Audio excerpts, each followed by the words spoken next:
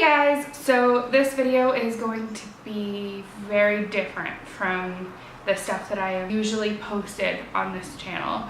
Also, my door is like wide open, so if you hear like traffic, I live on kind of a busy road, so if you hear that, it is like an oven in my apartment right now, and I don't have air conditioning in the winter, so you'll have to excuse that.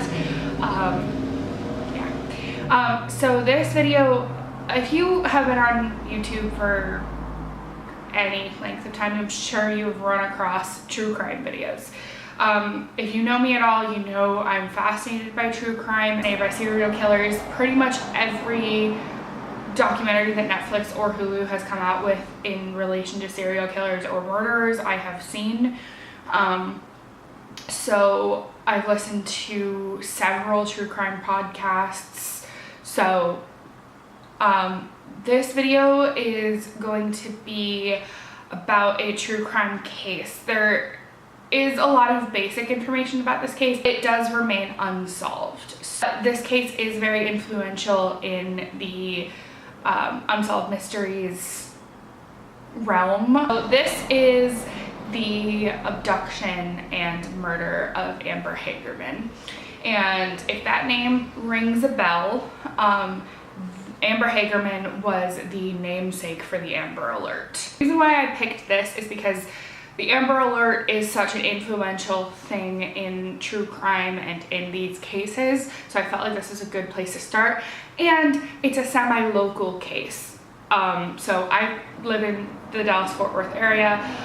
This happened in Arlington, Texas, which I will put up a map right about here so you can see where that would be.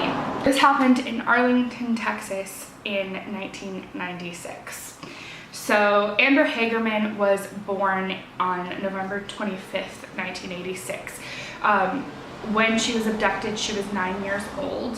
Her mother, Donna, described her as a happy little girl. She was a Girl Scout, enjoyed outdoor activities such as bike riding and playing with her friends, and she adored her little brother, Ricky, who was 5. Amber and Ricky were inseparable. They were best friends. They didn't have the typical kind of bossy older sister, annoying little brother kind of relationship. They were best friends, they adored each other, they were very protective of each other. Ricky described Amber as his second mom. And as a person with 2 older brothers, I can attest to this feeling. On January 13th, 1996, Amber and Ricky were riding their bikes on a warm, sunny afternoon. On around 3 p.m., they were on their usual route. The children decided to go to this abandoned grocery store, this parking lot of an abandoned grocery store that a lot of kids chose to ride their bikes around because this parking lot had a bike ramp that a lot of the kids like to ride on. Ricky was tired, so he wanted to go home. Amber, however, wanted to stay and ride the ramp a couple more times.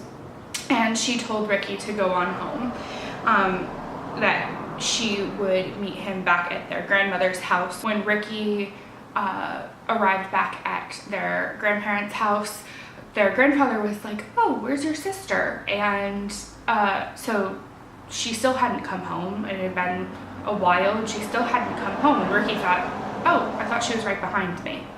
So they decided to go to the parking lot where they were, and they couldn't find her. So they immediately called the police, who arrived on the scene. Police and the FBI discovered her abandoned bike laying on the ground.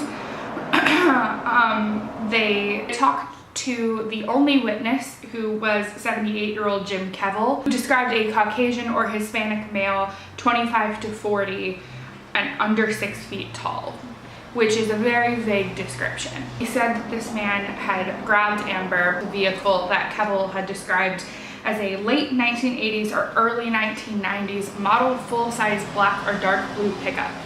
So that's a pretty vague description. I can't even imagine how many dark blue or black pickup trucks fit that description. at the time, especially driven by a 25 to 40-year-old white or Hispanic man. In the same parking lot, there was a self-service laundromat, and so they canvassed this laundromat for witnesses, but the investigators believe a lot of these people were illegal immigrants, so not a lot of them wanted to talk to the police.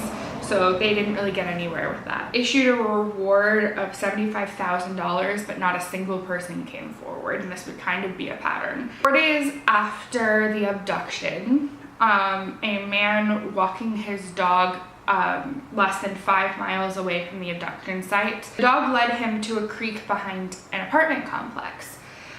There he found a nude corpse of what appeared to be a child. Reading that, when I was doing my research, turned my stomach. And I watch a lot of true crime stuff, a lot of TV shows, a lot of things, but this is a 9-year-old girl, man. Like, they confirmed this was Amber Hagerman by comparing her thumbprint to the thumbprint that was on her school safety card. This is where it gets really dark, and I'm sorry if this is too much for some people. I know these cases really bother some people. The autopsy revealed that Amber had been held captive for 2 days, which I'm not entirely sure how they know that. She had been continually sexually assaulted, and the cause of death was a slash wound to her throat. Investigators believe that the creek that she was found in addition to the fact that there was a large storm a few days before, had washed away all of the evidence, which is unfortunate. Her mother, Donna, had pleaded to the government for stricter laws for predators and sex offenders. Diane Simone, a mother herself, phoned into a Dallas radio station and asked, quote, "If you can interrupt programming and alert us to severe weather at any given time, why can't you immediately report when a child has been abducted?" This sparked the creation of the Amber Alert. As of 2015, experts believe that the Amber Alert system has saved over 800 children. And since 1996, Arlington law enforcement have received over 7,000 tips regarding Amber's abduction, with 2 to 3 tips being in every month to this day even, and none have opened up valuable leads. And that's kind of where the case goes cold. And I looked extensively for theories and who people thought it was. There was a couple of, I don't have names because they were easily cleared, I guess. Yeah, there's really not that much information about theories or about what possibly would have happened or who did it or anything like that. I do think that this is an incredibly influential case in how abductions are solved these days. So that was really interesting. If you guys want to see me do more of these, I decided to start with one that was a little bit lesser known.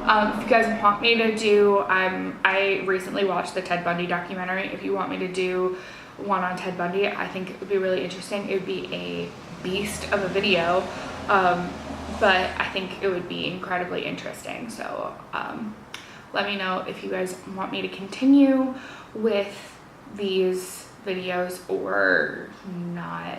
I'm thinking about doing a video on my favorite true crime podcasts, or favorite podcasts in general, because I do listen to quite a bit of podcasts, not just true crime stuff.